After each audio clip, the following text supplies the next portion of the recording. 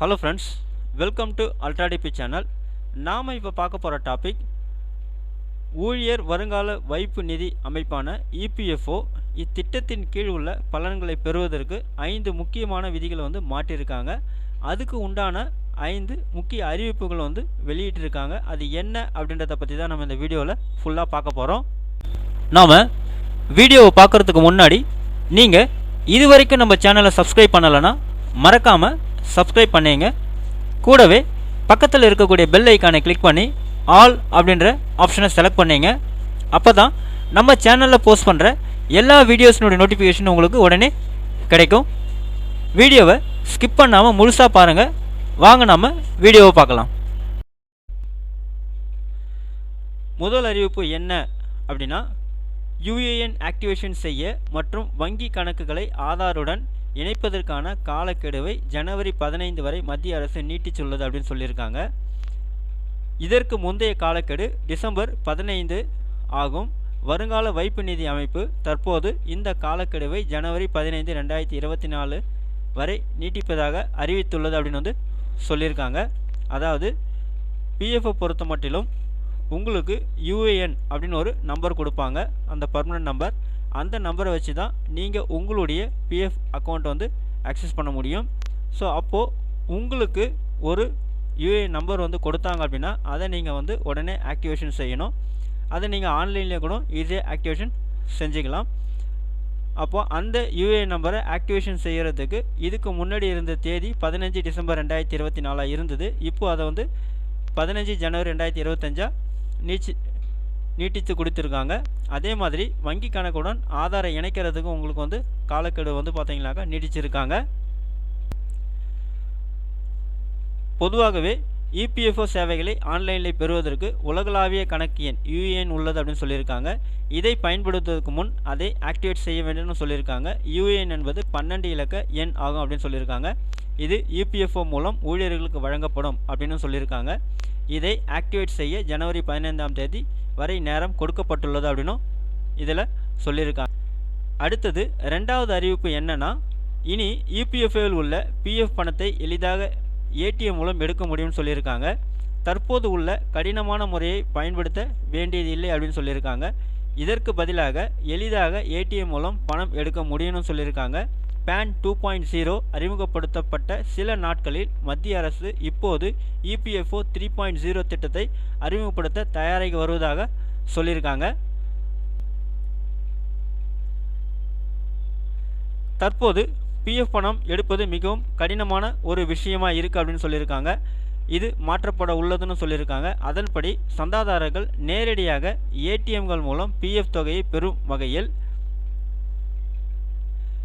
திட்டத்தை மாற்ற உள்ளதாக கூறப்படுகிறது அப்படின்னு சொல்லியிருக்காங்க. அப்போது நீங்கள் உங்களுடைய பிஎஃப் அமௌண்ட்டை ஆன்லைனில் நீங்கள் க்ளோஸ் பண்ணால் அதுக்கு நிறைய ப்ரொசீஜர்லாம் இருக்குது. ஸோ அதெல்லாம் தவிர்த்துட்டு இனி நீங்கள் உங்களுடைய பிஎஃப் அமௌண்ட்டை ஏடிஎம் மூலமாக ஈஸியாக எடுத்துக்க முடியும்னு சொல்லியிருக்காங்க. ஏடிஎம் மூலம் பிஎஃப் எடுப்பதற்கு வசதியாக கார்டுகளை வழங்கும் பணியிலும் தொழிலாளர் அமைச்சு ஈடுபடுவதாக சொல்லியிருக்காங்க. அப்போது நீங்கள் ஏடிஎம்லேருந்து பிஎஃப் அமௌண்ட்டை எடுக்கிறது உங்களுக்கு பிரத்யேகமாக, அதாவது தனியாக ஒரு ஏடிஎம் கார்டு கொடுக்குறதா இருக்காங்க. இந்த வசதி ஜூன் 25க்குள் செயல்படும் என எதிர்பார்க்கப்படுகிறது அப்படின்னு சொல்லியிருக்காங்க. இது இபிஎஃப்ஓ சந்தாதாரர்களுக்கு மேலும் வசதி அளிக்கும். இந்த கார்டுகளை ஏடிஎம் கார்டுகள் போல் பயன்படுத்தி பணம் எடுக்க முடியும் அப்படின்னு சொல்லியிருக்காங்க. இந்த கார்டுகள் உங்கள் ஃபோன் மற்றும் ஆதாருடன் இணைக்கப்பட்டிருக்கணும் சொல்லியிருக்காங்க. மூணாவது அறிவிப்பு என்ன அப்படின்னா, அதோடு இபிஎஃப் உடன் இணைக்கப்பட்டுள்ள வங்கி கணக்குகளை ஆதாருடன் இணைப்பதற்கான காலக்கெடுவை ஜனவரி 15 வரை மத்திய அரசு நீட்டித்துள்ளது. ஒரு வங்கி கணக்கு ஆதாருடன் இணைக்கப்பட வேண்டும்.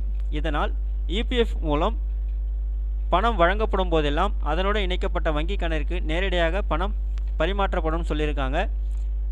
இதற்கான காலக்கெடுவை ஜனவரி 15 வரை மத்திய அரசு நீட்டித்துள்ளதுன்னு சொல்லியிருக்காங்க. அதோடு மத்திய அரசு சுற்றறிக்கையின்படி குறிப்பிட்ட சிலர் பிஎஃப் தொகையை பெறுவதற்கு ஆதார் கார்டு மூலம் சோதனை செய்ய வேண்டிய அவசியம் இல்லைன்னு சொல்லியிருக்காங்க.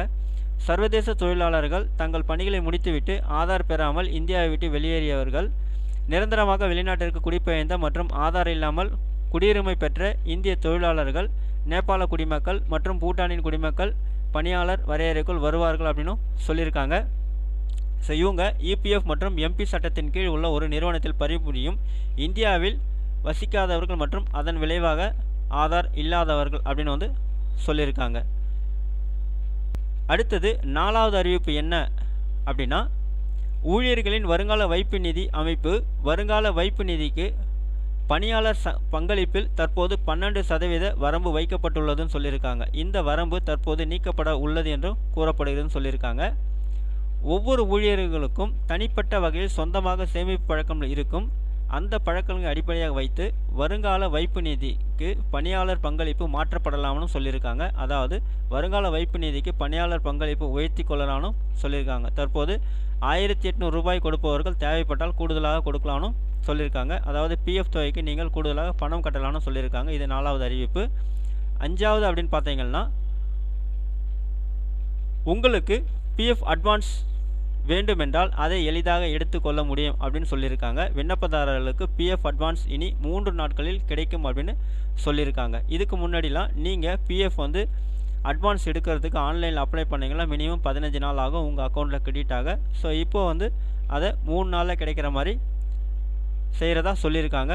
3 நாள்கள் பணம் எடுக்கும் வசதி ஜனவரி 25 முதல் கொண்டு வர உள்ளதாகவும் சொல்லியிருக்காங்க. அதாவது எது எடுக்கலாம் நீங்கள் வந்து பிஎஃப் அட்வான்ஸ் எடுக்கலாம் அப்படின்னா, கல்வி, திருமணம், வீடு கட்டுதல் ஆகியவற்றிற்காக பிஎஃப் தொகையிலிருந்து அட்வான்ஸ் பெற முடியும்னு சொல்லியிருக்காங்க. இதற்கான முறை தானியங்கி நடைமுறையாக மாற்றம் செய்யப்பட்டு உள்ளதுன்னு சொல்லியிருக்காங்க. இதன் மூலம் விண்ணப்பித்த 3 நாட்களில் நீங்கள் பிஎஃப் பணத்தை, அதாவது பிஎஃப் அட்வான்ஸ் தொகை வந்து நீங்கள் எடுக்க முடியணும் உங்களுக்கு சொல்லியிருக்காங்க.